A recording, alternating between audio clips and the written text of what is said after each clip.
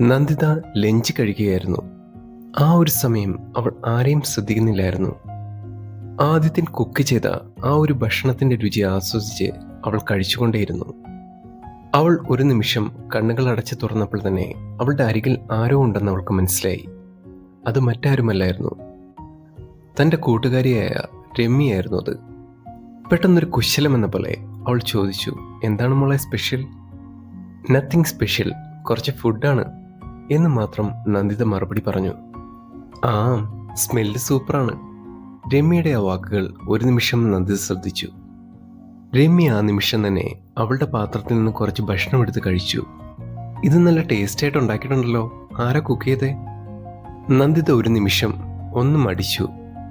അത് പറയാൻ അവൾക്ക് മടിയായിരുന്നു. ശേഷം അവളത് പറഞ്ഞു, ആദിത്യനാണ് ഉണ്ടാക്കിയത്. അത് കേട്ട സമയത്ത് തന്നെ രമ്യ ചിരിച്ചുകൊണ്ട് പറഞ്ഞു, നല്ലൊരു പെർഫെക്റ്റ് ഹസ്ബൻഡ് മെറ്റീരിയൽ ആണല്ലോ. രമ്യയുടെ ആ കളിയാക്കലിൽ നന്ദിതയുടെ മുഖത്ത് ഭാവവ്യത്യാസങ്ങളൊന്നും തന്നെ ഉണ്ടായിരുന്നില്ല. അതെ, ഈ കൺവീനിയൻ്റ് ആയിട്ട് ഡെയിലി ലഞ്ച് ഡെലിവറി ചെയ്യുന്ന ഹസ്ബൻഡിനെ കിട്ടാൻ അങ്ങനെ റെയറാണ് കേട്ടോ. രമ്യയുടെ ആ വാക്കുകൾ നന്ദിതയ്ക്കൊട്ടും ഇഷ്ടപ്പെട്ടിട്ടുണ്ടായിരുന്നില്ല. നന്ദിത ആ വാശിയിൽ പെട്ടെന്ന് തന്നെ ബോക്സ് അടച്ചു. Don't over think, okay? ശേഷം അവൾ പെട്ടെന്ന് തന്നെ കൈ കഴുകി പാൻട്രിക്ക് പുറത്തേക്ക് പോയി. അവൾക്ക് ഇഷ്ടപ്പെട്ടില്ല എന്ന് മനസ്സിലാക്കിയ രമ്യ പിറകെ നടന്ന് സോറി പറഞ്ഞു. എടി, നിന്റെ മുഖം കണ്ട സമയത്ത് ഫുഡ് നന്നായിട്ട് ഇഷ്ടപ്പെടുമെന്ന് എനിക്ക് മനസ്സിലായി, അതാ ഞാൻ ചുമ്മാ പറഞ്ഞത്. രമ്യ പറഞ്ഞ ചില വാക്കുകൾ അവളുടെ മനസ്സിലുണ്ട് എന്നുണ്ടെങ്കിലും ലഞ്ച് ബ്രേക്കിന് ശേഷമുള്ള ജോലി തിരക്കുകൾ അവൾ മറ്റൊന്നും ശ്രദ്ധിക്കുന്നുണ്ടായിരുന്നില്ല. അങ്ങനെ കുറേയധികം ജോലികളെല്ലാം കഴിയുമ്പോഴും മൈൻഡ് എവിടെയും സെറ്റാവാതെ അവൾ വീട്ടിലേക്ക് വന്നു. വൈകുന്നേരം വീട്ടിലെത്തിയപ്പോൾ വാതിൽ തുറന്ന് ശബ്ദം കേട്ട് ആദിത്യൻ അവിടേക്ക് നോക്കി. ആദിത്യനെ കണ്ടതും ഒന്നും സംസാരിക്കാതെ തന്നെ അവൾ ചെരുപ്പൂരി മാറ്റി അകത്തേക്ക് കയറി വന്നു. അടുക്കളയിലെ ലൈറ്റ് രണ്ടും ഓണായിരുന്നു.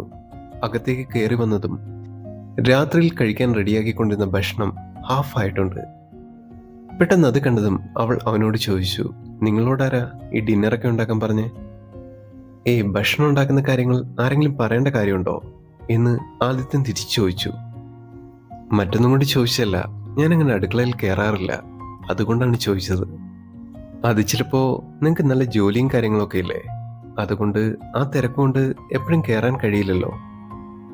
ആദിത്യൻ്റെ മറുപടിയിൽ അവൾ ഒന്ന് പുഞ്ചിരിച്ചു. രാത്രിയിലെ ഭക്ഷണം പുറത്തുനിന്ന് കഴിക്കാമെന്നാണ് ഞാൻ വിചാരിച്ചത്. ഇപ്പോൾ താൻ ഉണ്ടാക്കിയിട്ടുണ്ടല്ലോ, ഇനിയിപ്പോൾ ഓർഡർ ചെയ്യേണ്ട ആവശ്യമില്ലല്ലോ. പുറത്തുനിന്നുണ്ടാക്കുന്ന ഭക്ഷണവും കാര്യങ്ങളൊക്കെ അധികം കഴിക്കാതിരിക്കുന്നത് നല്ലത്. എനിക്കാണെങ്കിൽ പുറത്തുനിന്നുള്ള ഭക്ഷണവും കാര്യങ്ങളും വയറ്റിനെങ്ങനെ പിടിക്കാറില്ല, അതുപോലെ മനസ്സിനും. അല്ല, താൻ എങ്ങനെ ഇത്രയും നന്നായിട്ട് ഭക്ഷണം ഉണ്ടാക്കാൻ പഠിച്ചേ? എനിക്ക് നന്നായിട്ട് ഇഷ്ടപ്പെട്ടു കേട്ടോ. നന്ദിതയുടെ എക്സൈറ്റ്മെൻറ്റോടുള്ള സംസാരത്തിൽ ആദിത്യൻ ഒന്ന് പുഞ്ചിരിച്ചു. ഞാൻ കുറച്ചുകാലം പുറത്തായിരുന്നു വർക്ക് ചെയ്തേ. ആ സമയത്ത് ഭക്ഷണം ഉണ്ടാക്കി കഴിക്കാനേ വേറെ നിവൃത്തിയുള്ളൂ, അങ്ങനെ പഠിച്ചെടുത്താണ്. ഭക്ഷണം നന്നായിരുന്നു കേട്ടോ. താൻ ഉണ്ടാക്കിയിട്ട് മാത്രം പറയല്ല, നല്ല ടേസ്റ്റ് ഉണ്ടായിരുന്നു. അങ്ങനെ രണ്ടുപേരുടെയും സംസാരത്തിനിടയിൽ ആദിത്യൻ ഒരു നിമിഷം ശേഷം അവൾ പേഴ്സിൽ നിന്നും ഏകദേശം 1000 ബഡ്സ് എടുത്ത് ആദിത്യന് വെച്ച് നീട്ടി. തനിക്ക് ഞാൻ പൈസയൊന്നും തന്നിട്ടില്ലല്ലോ, ഇത് ഒരു 1000 ബഡ്സ് ഉണ്ട്, താന ഒരു അഡ്വാൻസ് ആയിട്ട് കണ്ടാൽ മതി. ആദിത്യൻ്റെ മുഖത്ത് അതുവരെ ഉണ്ടായിരുന്ന ആ ഒരു ഭാവം പെട്ടെന്ന് മാഞ്ഞു.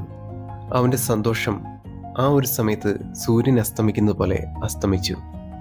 ഒരു പകൽ വെളിച്ചത്തിൻ്റെ യാഥാർത്ഥ്യത്തിൽ അവനൊരു കൂലിക്കാരൻ മാത്രമാണെന്നുള്ള കാര്യം അവൻ്റെ മനസ്സിൽ ആരോ വിളിച്ചൂതി. ഒരു ദേഷ്യമാണോ വിഷമമാണോ എന്നറിയാതെ അവൻ ആ പൈസ വാങ്ങി. പെട്ടെന്ന് അവനൊന്നും സംസാരിച്ചില്ല, തിരികെ ഒന്നും മിണ്ടിയില്ല. ആ ഒരു സമയം തന്നെ നന്ദിത അവനോട് ചോദിച്ചു, എന്താ പൈസ കുറഞ്ഞു പോയതുകൊണ്ടാണോ മുഖത്ത് ഒരു വിഷമം പോലെ? ഒന്നുമില്ല മാഡം, ഞാൻ അറിയാതെ പെട്ടെന്ന് എനിക്കങ്ങനെ തോന്നി, അതുമാത്രമാണ്. എടോ, താനിങ്ങനെ മാഡം ഒന്നും വിളിക്കല്ലേ, അത് പിന്നെ പെട്ടെന്ന് പണിയായി പോവും. അതങ്ങനെ യൂസ്ഡ് ആയിക്കഴിഞ്ഞാൽ അമ്മയുടെയോ അച്ഛൻ്റെ മുന്നിൽ വെച്ച് അങ്ങനെ വിളിച്ചു കഴിഞ്ഞാൽ പ്രശ്നമാണ്. താൻ എന്നെ പേര് വിളിച്ചാൽ മതി. ഇറ്റ്സ് ഓക്കെ നന്ദിത, ഞാനത് ശീലിച്ചോളാം. ആദിത്യൻ അവൾക്ക് മറുപടി കൊടുത്തു. എന്നാൽ പിന്നെ നമുക്ക് രാത്രിയിൽ തത്താഴ ഭക്ഷണം കഴിച്ചാലോ? ഞാൻ അത്യാവശ്യം കാര്യങ്ങളെല്ലാം റെഡിയാക്കി വെച്ചിട്ടുണ്ട്. സമയം ഒരു 9 മണി കഴിഞ്ഞപ്പോൾ തന്നെ രണ്ടുപേരും ഒരുമിച്ച് ഭക്ഷണം കഴിക്കാനായിരുന്നു. ഭക്ഷണത്തിന് മുന്നിലിരിക്കുമ്പോൾ നന്ദിത വീണ്ടും അതിശയിച്ചു പോയി എന്ന് വേണം പറയാൻ. ചിക്കനും മീനും ബീഫും അങ്ങനെ പല തരത്തിലുള്ള ഐറ്റംസ് ഉണ്ടാക്കി വെച്ചേക്കുന്നു. ചേടാ, ഇതെല്ലാം എങ്ങനെ കഴിച്ചു തീർക്കാനാണ്? ഓരോന്നും എടുത്തവൾ ടേസ്റ്റ് ചെയ്ത് നോക്കി. എല്ലാത്തിനും വെറൈറ്റി ആയിട്ടുള്ള ടേസ്റ്റ്. ആ, എല്ലാം നല്ല ഭംഗിയുണ്ടല്ലോ. എല്ലാം ഒരു രുചിയോട് കൂടി തന്നെ അവൾ കഴിച്ചു. എടോ, തൻ്റെ ഭക്ഷണം പറയാതിരിക്കാൻ വയ്യ. ഒരു 5 സ്റ്റാർ ടേസ്റ്റ് ഉണ്ട്. പണ്ടെപ്പോഴോ കഴിച്ച പോലെ ഒരു ഫീല്.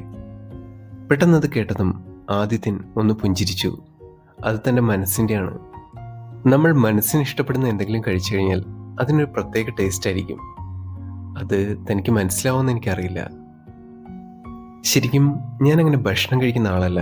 പക്ഷേ തൻ്റെ ഭക്ഷണം കഴിച്ചു കഴിയുമ്പോൾ വീണ്ടും വീണ്ടും കഴിക്കാനുള്ളൊരു ടെൻഡൻസി എനിക്ക് തോന്നുന്നുണ്ട്. എന്തോ ഇഷ്ടപ്പെടുന്നത് പോലെ. അങ്ങനെ കുറേ സമയം ഭക്ഷണം കഴിച്ചും എന്തൊക്കെയോ സംസാരിച്ച് അങ്ങനെ സമയം പോയി. കുറച്ച് കഴിഞ്ഞ് നന്ദിത ആദിത്യനോടൊരു കാര്യം പറഞ്ഞു. എടോ, നാളെ എൻ്റെ അമ്മയച്ഛനും വരുന്നുണ്ട്. അപ്പോൾ എന്തൊക്കെയായാലും അതിനനുസരിച്ച് നിന്നോണം. പിന്നെ അവർക്കൊപ്പം നമുക്ക് നാട്ടിലേക്ക് പോവുകയും വേണം. നാട്ടിൽ പോകുന്ന കാര്യം എനിക്കത്ര ഇഷ്ടമുള്ള കാര്യമൊന്നുമല്ല. പക്ഷേ നാട്ടിൽ പോയി കഴിഞ്ഞാൽ കുറച്ച് ദിവസം അവരോടൊപ്പം താമസിക്കണം. തനിക്കതിൽ ബുദ്ധിമുട്ടും കാര്യങ്ങളൊന്നുമില്ലല്ലോ എന്നവൾ ചോദിക്കുകയുണ്ടായി. ആദിത്യൻ ഒരു മുഖഭാവം കൊണ്ടും ഒരു തലയാടൽ കൊണ്ടും തനിക്കൊരു പ്രശ്നമില്ല എന്ന് ചൂണ്ടിക്കാണിച്ചു. അങ്ങനെ ഇരുവരും ഭക്ഷണം കഴിച്ച് പാത്രവും കാര്യങ്ങളും കഴുകി വെച്ച് എല്ലാം കഴിഞ്ഞ് മുറിയിലേക്ക് വന്നു. അവളുടെ മുറിയിൽ നിന്നും പുറത്തേക്ക് പോകുന്ന ആദിത്യനെ അവൾ തടഞ്ഞു. എടോ, ഇന്ന് താൻ എന്തായാലും ഇവിടെ കിടന്നാൽ മതി. തനിക്ക് നിലത്ത് കിടക്കുന്നതിന് ബുദ്ധിമുട്ടൊന്നുമില്ലല്ലോ? അവളുടെ ആ ചോദ്യത്തിൽ ആദിത്യൻ മറുപടി പറഞ്ഞു. ഇല്ല, നമുക്ക് നിലത്ത് കിടക്കാൻ എന്തെങ്കിലും അഡ്ജസ്റ്റ് ചെയ്യാം. എന്തെങ്കിലും മെത്തയോ അങ്ങനെയുള്ള കാര്യങ്ങൾ എന്തെങ്കിലും അഡ്ജസ്റ്റ് ചെയ്ത് ഞാൻ തരാം. താനൊന്ന് ഇവിടെ കിടന്നാൽ മതി എന്നവൾ മറുപടി പറഞ്ഞു. പെട്ടെന്ന് ആദിത്യൻ ആശ്ചര്യത്തോട് ചോദിച്ചു, അതെന്താ ഇന്നിങ്ങനെ?